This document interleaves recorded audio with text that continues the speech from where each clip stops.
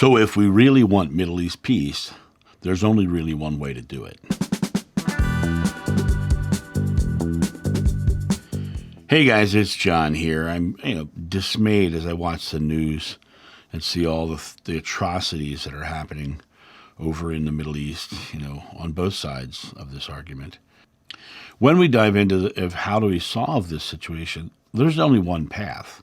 And people want to create all these different paths to solve it. But there really is only one path to solve the entire experience, and that is to rid ourselves of religious entitlement.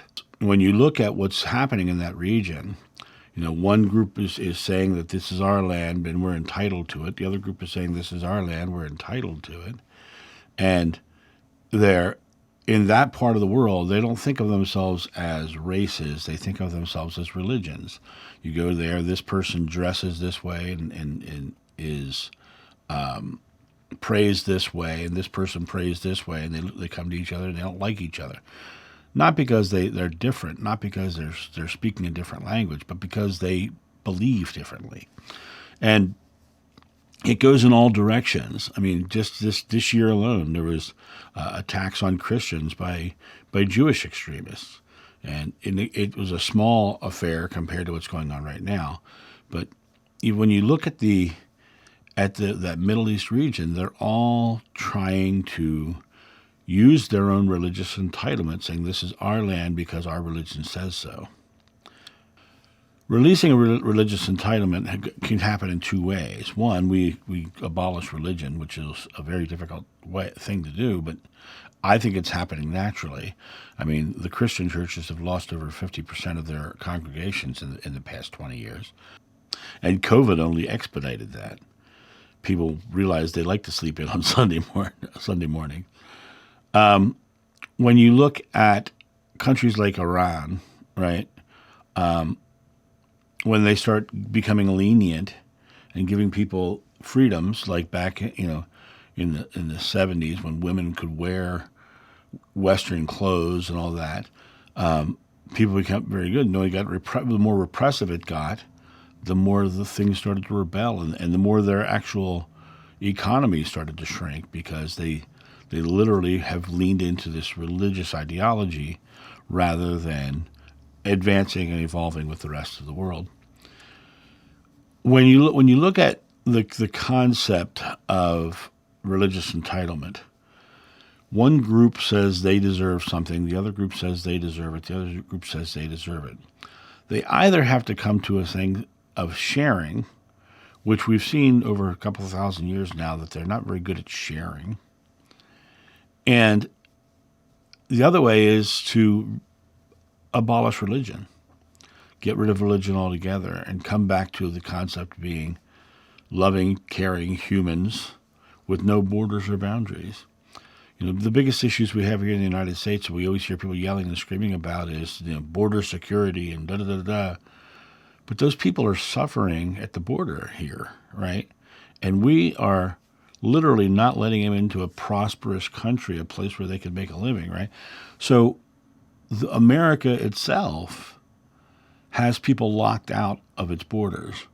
And they're like, well, this will ruin our economy. No, let them in. Break the borders down. Let people come in. Let people travel the world. Let people be humans as one. Let people come to a space of realizing that their religion is enigmatic to the rest of the world.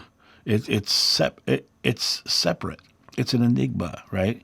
And that enigma does not have the right to justify violence or hate or anger. It does not have the right to justify harming another individual, because every one of the religions says thou shalt not kill. To be a Muslim is to be subjugated to God and peace.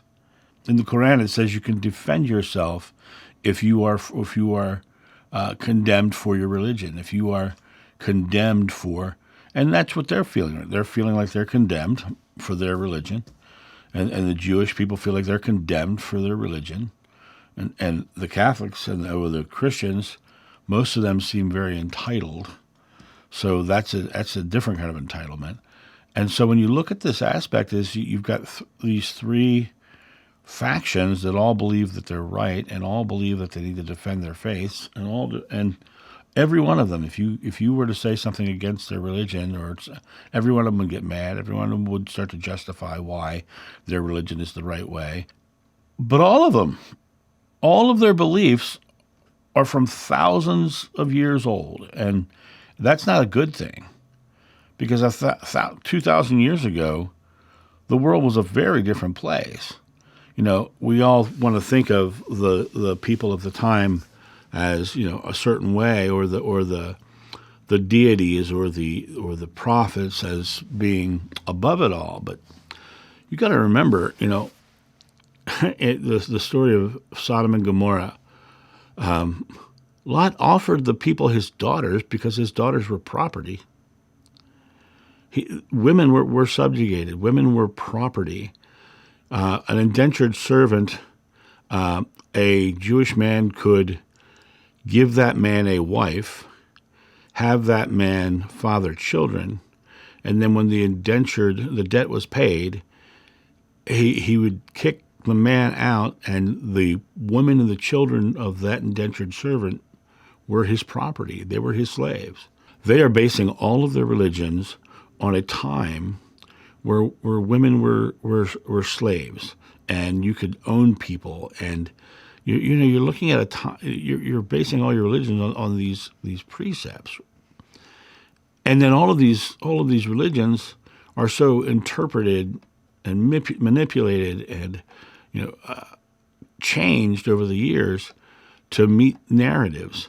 The King James Bible is so adapted and so destroyed from original texts, which came prior to the Nicene Council, and then the Nicene Council he actually at that conference they decreed that it should be edited, and it was dictated, and from that point on it was even edited even more, and it came down to so you're looking at three religions who are all arguing that they're right and that they all have entitlement to this specific land. And the only way to have peace in the Middle East is to get rid of a religious entitlement, to get rid of religion, because people are going to be extreme on all sides of religion, because that is the nature of religion, to be extreme, to say, I am the enigma, this over here, this thing that we don't understand, that you don't understand, and you don't understand. This thing is, it's a mystery to you, but we're going to lean into these mysteries and say that this land is ours. All of them are doing that. The Crusades were about the Christians coming to do the same thing. There have been atrocities on all sides.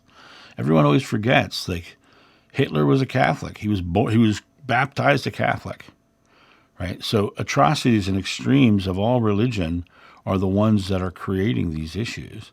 And so it's religion itself that has to go away. If you want peace in the Middle East, then we need to get rid of religious entitlement, or religions in general, and come back to realizing that we're one humanity that loves one another, and start loving one another. Start saying, wow, what do I love you. How can I help you? What can I do for you? What can I help your family do? Whatsoever you do to the least of my brother, that you do unto me. Well, there's a couple things in that. First of all, there's a least. In other words, you're judging someone as the least. You see that person as the least, but when you treat them like they're the least, you're doing that to God. You're doing that to your fellow man. You're doing that to Jesus and Muhammad and Moses, and you're doing that to humanity. Treat everyone with equality. Treat everyone with love and compassion. Treat everyone with the power of God. God is love. God is peace. When we want to move forward in this world and create a world that is truly loving and caring, it really does come down to releasing being right, releasing the entitlement. Mathematically, 30% of the world are Christians. Less than half of those practice it. All the other religions are less than that. So it's these factionalized groups that are saying that we're right that is causing most of the issues in the world. The other thing that's causing the other issues in the world is usually the love of money rather than the love of mankind. And as the Bible says, the love of money is the root of many evils. It's not money is the root of all evil. The love of money is the root of many evils. That is the actual translation. It's that love of money. And when you come back to this aspect of realizing that religions themselves are designed to have people believe they're entitled and right. And once they started to believe that way, the fights are going to happen.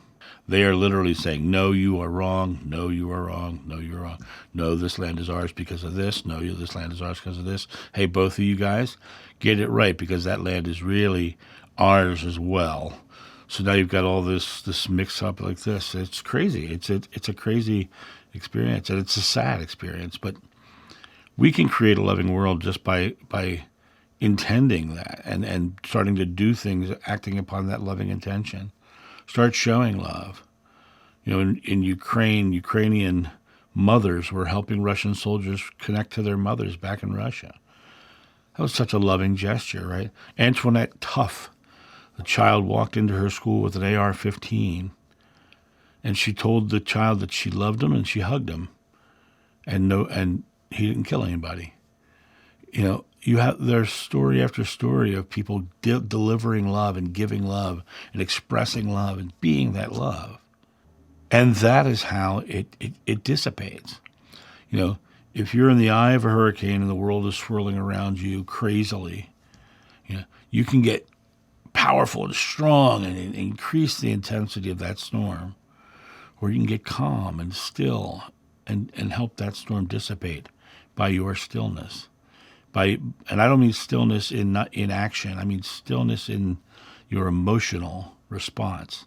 I'm telling you to be an action hero, not a reaction zero. Be in this moment and strive for peace. Be the peace. Do the things that are peaceful. Help your fellow man. Now, you may not be able to help them that much in Israel, but you might be able to help people here who are suffering. The people in your world, make your part of the world so bright that the next group next to you says, I want it to be bright like theirs. And you can start changing the experience from where you are out. And that will span the world. But we can't do it as long as everyone's saying that they're right and everybody else is wrong. And Christianity is one of the biggest offenders. Because in Christianity, they've declared that Jesus is the only way. Whereas Judaism is still waiting for Messiah, right? Islam is saying that the next prophet in line was Muhammad, so that there's no deity there. And then Baha'i says Baha'u'llah was the prophet after Muhammad. All of it needs to go away. All of it needs to go away. It all needs to come back to, are we a loving race or not? And if we're not going to be a loving race, we're going to continue to have these kind of wars.